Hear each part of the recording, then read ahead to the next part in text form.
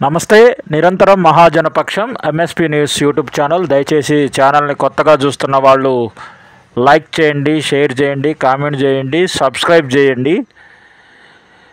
మీకు తెలిసిన 10 మందికి షేర్ చేసి సబ్స్క్రైబ్ చేయించండి. ఇక ఎస్సీ వర్గీకరణపై ఆంధ్రప్రదేశ్ ప్రభుత్వం ఆర్డినెన్స్ తీసుకురావడంతో ఎంఆర్పిఎస్ శ్రేణుల్లో ఆనందం వెల్లువిరుస్తోంది. పలు చోట్ల విజయోత్సవాలను నిర్వహిస్తున్నారు. ఈ నేపథ్యంలో కొంతమంది కూడా తమ మొక్కులను చెల్లించుకుంటున్నారు. పశ్చిమ గోదావరి జిల్లాకు చెందిన మాదిగ మహిళా సమాఖ్య నేత హైమా ఈరోజు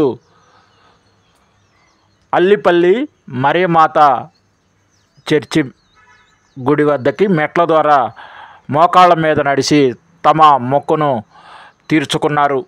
ఎన్నో త్యాగాలు చేసి, ఎన్నో దీక్షలు, పాదయాత్రలు చేసి మందాకృష్ణ మాదిగ త్యాగ ఫలితంగా వర్గీకరణ సాధ్యమైందని, వర్గీకరణ వస్తే మొక్కు తీర్చుకుంటానని మహిళా నేత అన్నారు. ఈ సందర్భంగా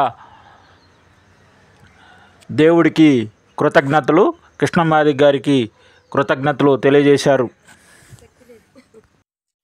దేవుని పేరట మీకు వందనాలు. ఎంఆర్పిఎస్ మాదిగ దండోర మా మందాకృష్ణ అన్న మా మాదిగుల కోసం ఎంతో కష్టపడి 30 సంవత్సరాలు ఆయన చేసిన త్యాగం అల్లుపెరగని త్యాగం.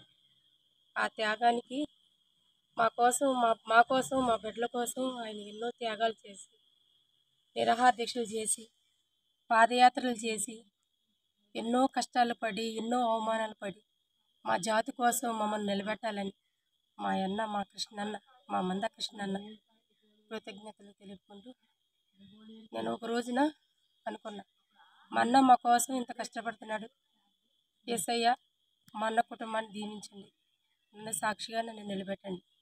మాకు ఎస్సీ వర్గీకరణ అయితే నేను అల్లిపల్లి మోకాళ్ళ మీద వస్తానని సాక్ష్యం చెప్పుకుంటానని అనుకున్నాను. దేవుడు నా మొర ఆలకించి మా మందాకృష్ణ అన్న కష్టపడిన త్యాగాలు దేవుడు సాక్షిగా నిలబెట్టినందుకు కృతజ్ఞతలు తెలుపుకుంటూ, ఈ చిన్న సాక్ష్యం దేవుడు దీవించును గాక. నా ప్రార్థనకు ప్రతిఫలం దేవుడు చూపించాడు. నేను మొక్కు తీర్చుకుంటున్నాను, ఈ మోకాళ్ళ మీద వస్తున్నాను అల్లిపల్లి. ఈ చిన్న సాక్ష్యం దేవుడు దీవించును గాక. ఆమేన్.